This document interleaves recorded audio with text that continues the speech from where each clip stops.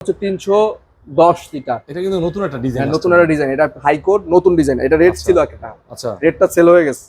এটা হলো আপনার blue, blue rose, blue rose, blue rose খুবই সুন্দর। মাঝখানে ডিজিটাল ডিসপ্লে আছে, হাইকোর ফ্রিজ, জাপান টেকনোলজি, এবং সাইডের ধরার হ্যান্ডেলগুলো দেখেন অনেক সুন্দর, অনেক সুন্দর। এই টেম্পার গ্লাস তো অনেক প্রিমিয়াম করছে, অনেক প্রিমিয়াম, আর এবং সামনাসামনি দেখলে হাত দিলে বুঝবেন, বুঝতে পারবেন কেমন জিনিস। ডিজিটাল ডিসপ্লের একটা ফ্রিজ, এবং ভিতরটা দেখেন বিশাল ভাই। এইরকম একটা ফ্রিজ থাকলে আর বাসায় লাগে আপনার কি মনে হয়? এটা কিন্তু 310 লিটার।